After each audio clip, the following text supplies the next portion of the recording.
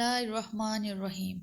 رسول اللہ صلی اللہ علیہ وآلہ وسلم نے فرمایا، وہ وقت قریب ہے جب مسلمان کا سب سے عمدہ مال اس کی بکریاں ہوں گی، جن کے پیچھے وہ پہاڑوں کی چوٹیوں اور برساتی وادیوں میں اپنے دین کو بچانے کے لیے بھاگ جائے گا۔ دعا: یا رب العالمین، ہمیں اور تمام دیکھنے اور سننے والوں کو اس حدیث نبوی صلی اللہ علیہ وآلہ وسلم کو سمجھنے کی، اس پر عمل کرنے کی اور باقی تمام انسانیت تک پہنچانے کی توفیق عطا فرما۔ سبحان ربک رب العزت عما یصفون وسلام علی المرسلین والحمد للہ رب العالمین، آمین۔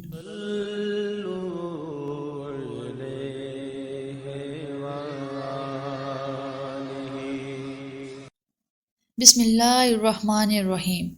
رسول اللہ صلی اللہ علیہ وآلہ وسلم لوگوں کو کسی کام کا حکم دیتے تو وہ ایسا ہی کام ہوتا جس کے کرنے کی لوگوں میں طاقت ہوتی۔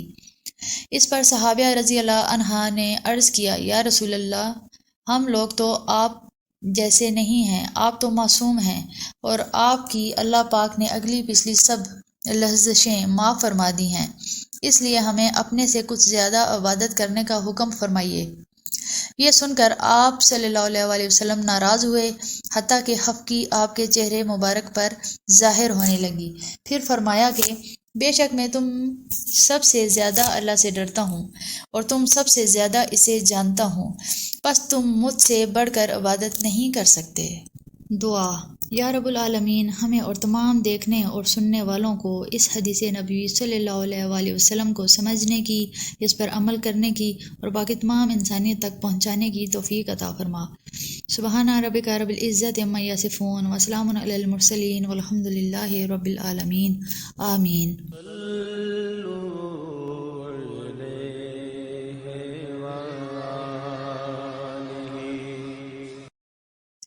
بسم اللہ الرحمن الرحیم۔ آپ صلی اللہ علیہ وآلہ وسلم نے فرمایا، جس شخص میں یہ تین باتیں ہوں گی وہ ایمان کا مزہ پا لے گا۔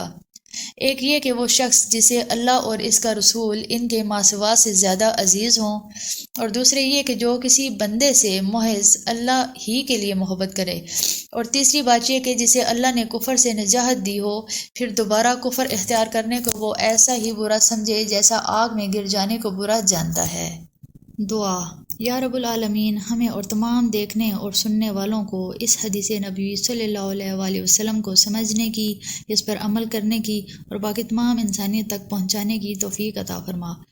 سبحان ربک رب العزت عما یصفون وسلام علی المرسلین والحمد للہ رب العالمین، آمین۔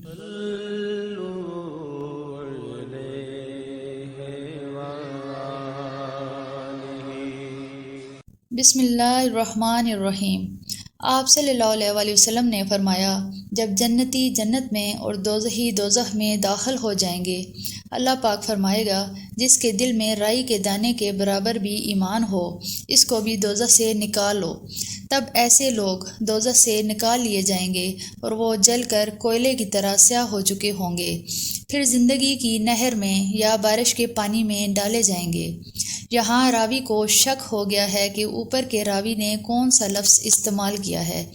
اس وقت وہ دانے کی طرح اگ آئیں گے، جس طرح ندی کے کنارے دانے اگ آتے ہیں۔